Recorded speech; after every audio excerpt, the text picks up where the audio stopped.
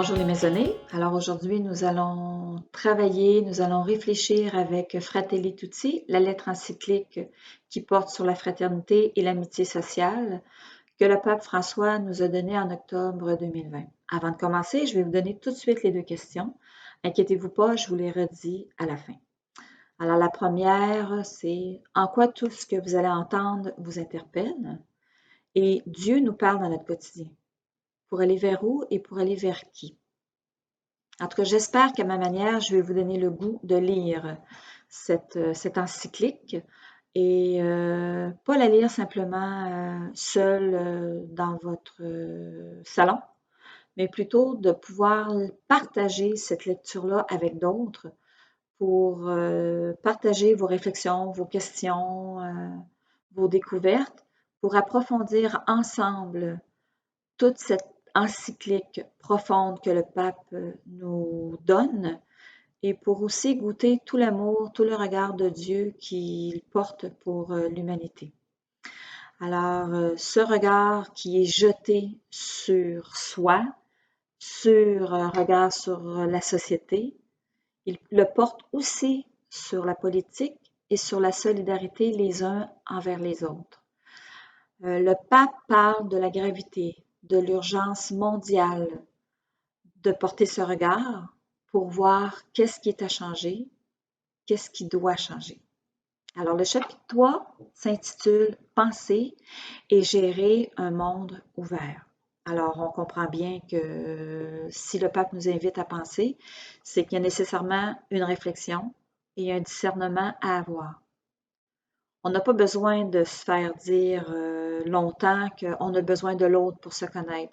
Et le pape, dans cette encyclique, écrit une phrase que je vais vous lire. Un être humain est fait de telle façon qu'il ne se réalise, ne se développe, ni ne peut atteindre sa plénitude que par le don désintéressé lui-même. Donc, on est appelé à sortir de soi-même. Il nous met en garde, même si on le sait et nous le rappelle, que le pire des dangers, c'est de ne pas aimer.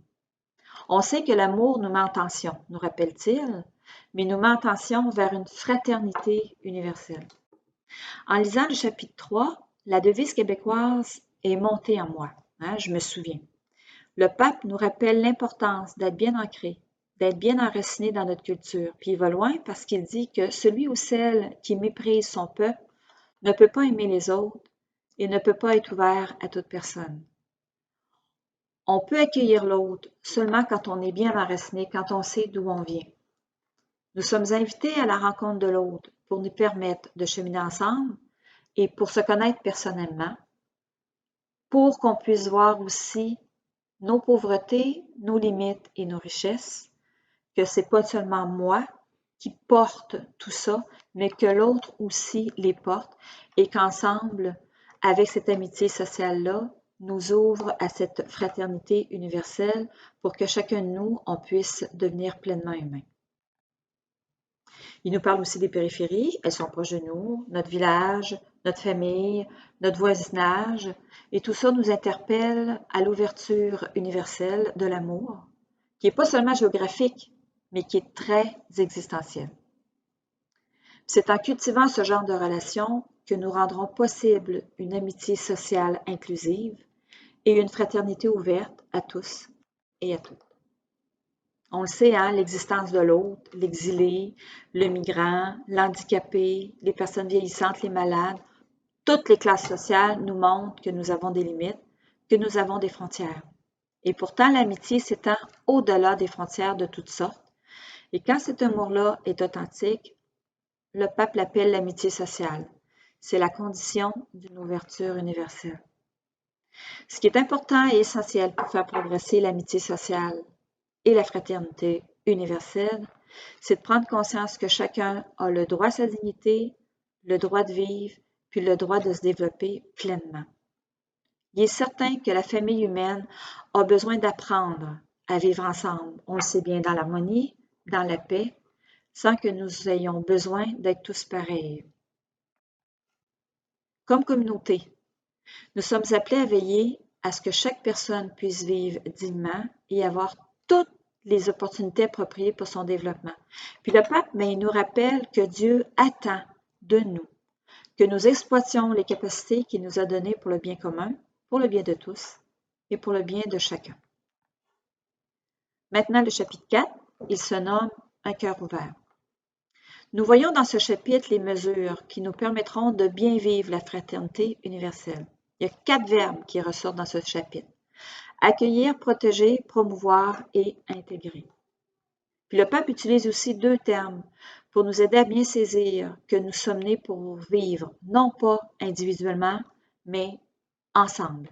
Alors, il parle du local, puis il parle de l'universel. Puis il nous rappelle qu'il y a une bonne tension à avoir entre les deux. Ce que je vis ne doit pas prendre le dessus. Et pour ce qui a trait à l'universel, bien que ça ne devienne pas un lieu de possession. Il nous rappelle que nous sommes frères, que nous sommes sœurs, non pas partenaires. En tout cas, allez lire ces chapitres, vous allez voir, c'est bien mieux expliqué que ce que moi j'essaie de vous dire. Cependant, ce chapitre, le chapitre 4, il est plus séculier. Mais nous pouvons voir un appel de Dieu de développer notre conscience que ou bien nous nous sauvons tous, ou bien personne ne se sauve, réitère le pape.